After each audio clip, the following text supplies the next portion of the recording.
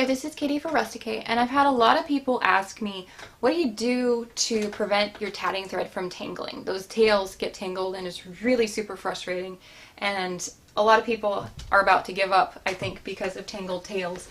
And really what you do is, and I've learned this because my thread used to get tangled all the time too, is the most important things are, number one, you want to make sure you have a good thread.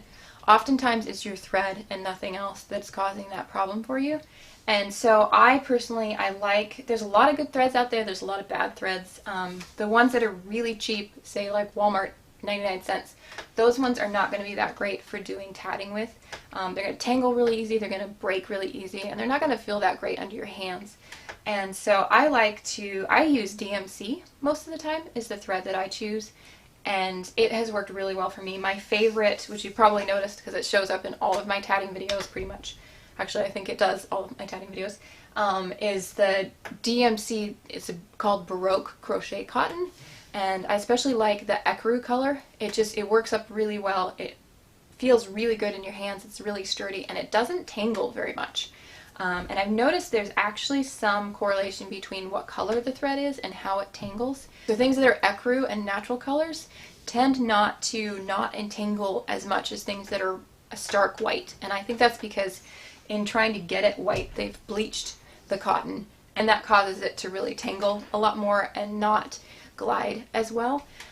So I tend to, if I can, if the project works with ecru or a color like that, I tend to gravitate towards that.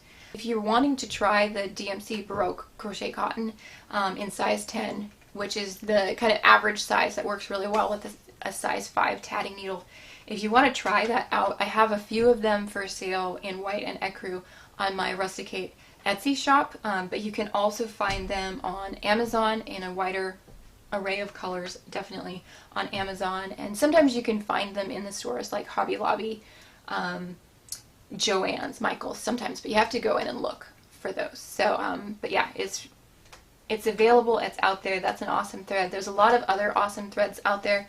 I really love vintage threads, actually. They're really good quality and tend not to tangle too much. So yeah, threads is a huge one. Threads really make a big difference on if your tatting is going to tangle or not.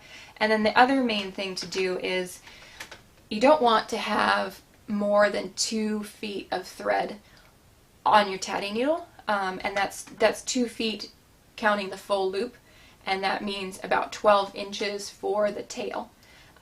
And you can do larger than that if you're going to be doing a really big project, then yeah, do more than that. But if you're doing a smaller average project, you don't want any more than 12 inches for your tail. That's going to really help in reducing the tangling that you experience. And then if you end up running out of thread, then you just add more thread as you go instead of trying to have a huge amount of thread to finish your whole project. Especially if it's a really big project, you can't have 6 to 8 feet of tail and loop, or else you're going to have a lot of tangling going on. So try to stick to the rule of roughly 2 feet, 12 inches for tail.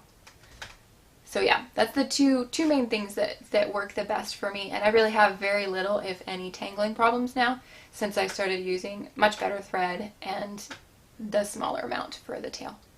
I hope that helped. If that does help, please subscribe, comment below, all of those things to let me know that it's working. And if it didn't help and you have further questions, go ahead and comment as well and let me know where you're at, what's going on, and I'll see if I can help.